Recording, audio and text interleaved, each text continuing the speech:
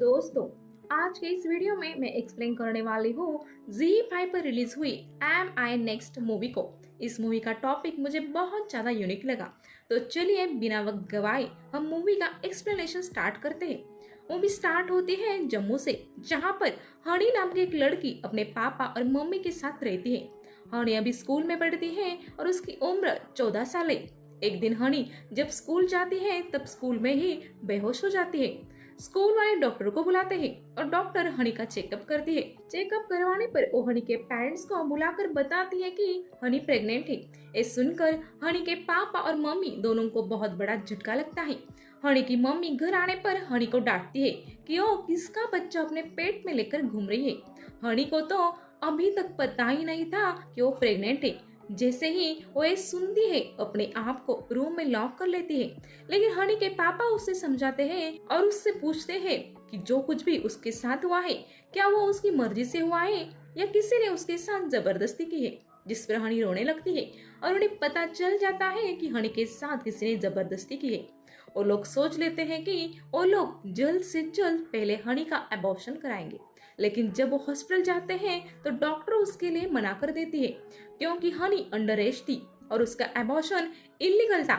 उसके लिए उसे परमिशन की जरूरत थी। हनी की मम्मी कुछ घरेलू नुस्खे ट्राई कर रही थी जिससे हनी का अबॉर्शन हो जाए, लेकिन ऐसा कुछ भी नहीं होता।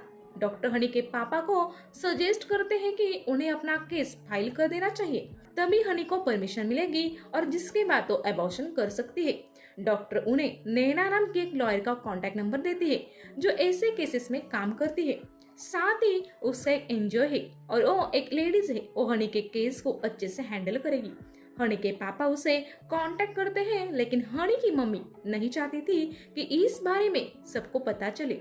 उनका कहना था कि वो किसी तरह हनी का इलीगल तरीके से अबॉर्शन कर देंगे और अगर अबॉर्शन नहीं भी हुआ तो उसके बच्चे को वो दोनों मिलकर पालेंगे। लेकिन हनी के पापा नहीं मानते। उनका कहना था कि उनकी बच्ची 14 साल की है और इतनी जल्दी वो प्रेगनेंसी ये सब कुछ हैंडल नहीं कर पाएगी। तो वही उनकी मुलाकात नैना से होती है।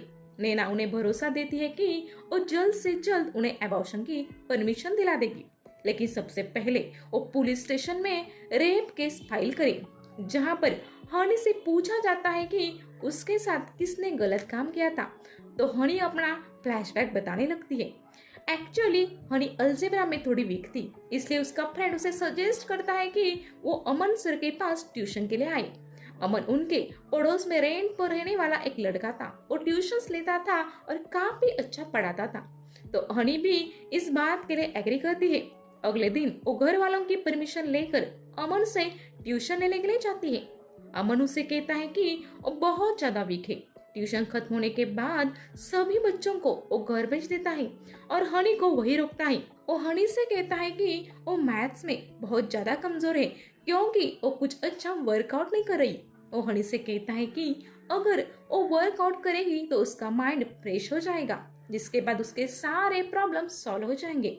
हनी भी ये बात सुनकर काफी खुश होती है। वो अमन से कहती है कि उसे कैसा वर्कआउट करना है वो बताए।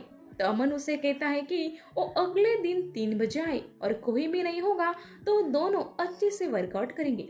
अगले दिन हनी जब 3 बजे ट्यूशन के लिए आती है तो अमन उसे एक सीढ़ी देता है और कहता है कि उसके घर के नीचे जो अंकल रहते हैं उन्हें जाकर दे और उनसे कहे कि अभी आप ये सारे गाने सुने और वॉल्यूम थोड़ा ज्यादा रखे, क्योंकि उन्हें गाने सुनने में मजा आएगा। हनी भी वैसा ही करती है, नीचे वाले अंकल को जाकर सीढ़ी देती है। सीढ़ी देकर जब हनी ऊपर आती है तब अमन उसे अपने रूम में लेकर जाता है और हनी के ऊपर रेप करता है। हनी ने इस बारे में इनमें से किसी को भी नहीं बताया। वो थोड़ी सी गुमसुम रहने लगी थी। जब पुलिस स्टेशन में हनी सब कुछ बताती है तो उसके मम्मी पापा शॉक हो जाते हैं कि जिनके ऊपर उन्होंने इतना ट्रस्ट किया था वही अमन ने उनकी बेटी के साथ इतना गलत काम किया।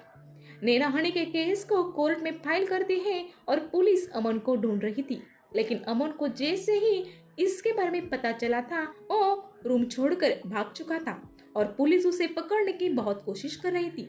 लेकिन हर बार अमन को किसी तरह से पता चल जाता और वो वहां से भी फरार हो जाता। लेकिन पुलिस अमन को उसी के गांव से पकड़ लेते हैं और उसे अरेस्ट कर लिया जाता है।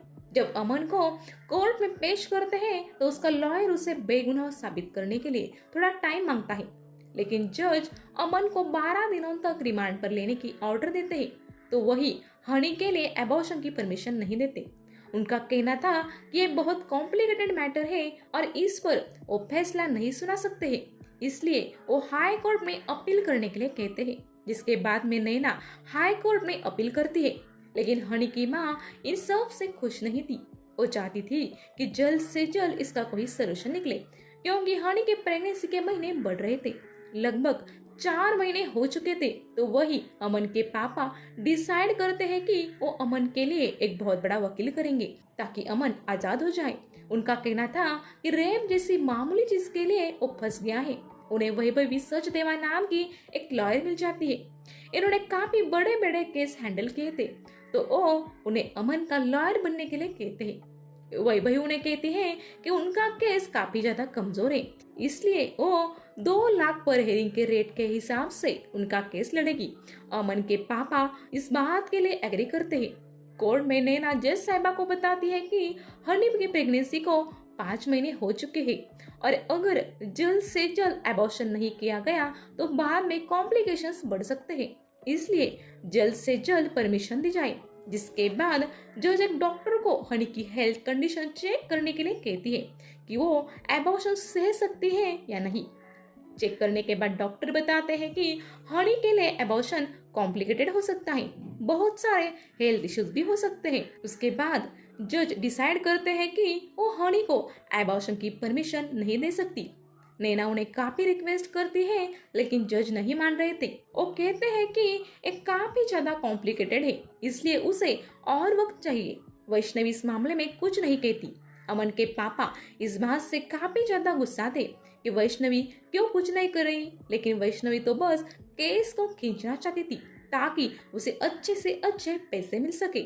एक दिन अमन के पापा हनी के मम्मी पापा से मिलने के लिए जाते हैं और उन्हें रिक्वेस्ट करते हैं कि वो अपना केस वापस ले ले, क्योंकि इससे दोनों की बदनामी हो रही है। और उनसे कहते हैं कि वो हनी का अच्छे से अच्छे हॉस्पिटल में एबॉर्शन करवा देंगे और उसके लिए जितने भी पैसे लगेंगे वो खुद भरेंगे। लेकिन हनी के पापा इस ऑफर को ठुकरा देते हैं और उनसे बिना कुछ कहे वापस आ जाते हैं। हनी की माँ चाहती थी कि वो लोग केस वापस ले ले, लेकिन हनी के पापा और हनी दोनों इस बात के लिए नहीं मान रहे थे। अगली हेयरिंग में वैष्णवी अपने कुछ पॉइंट रखती है। वो कहती है कि अमन और हनी के बीच में जो कुछ भी हुआ वो रेप नहीं था, और दोनों की सहमति से हो रहा था और हनी अब इस बात से मुकर रही है ताकि उनकी फैमिली अमन के परिवार से पैसे ले सके। और उन्हें और रिकॉर्डिंग भी सुनाती है जो अमन के पापा ने ऑफर रखी थी हनी के पापा को। वो कहती है कि शायद हनी के पापा की डिमांड काफी ज्यादा है, इसलिए उन्होंने इस ऑफर को ठुकरा दिया। ये सब सुनने के बाद जज उन्हें अगली डेट दे देती है।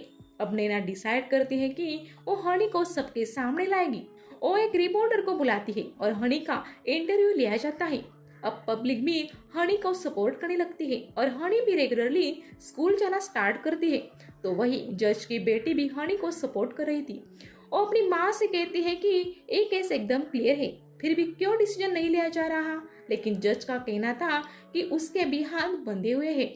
तो वही वैष्णवी की बेटी उससे लड़ रही थी कि वो केस से एक क्रिमिनल का साथ दे रही है। कोर्ट में नैना अमन के खिलाफ जज साहिबा को कुछ प्रूफ देती है।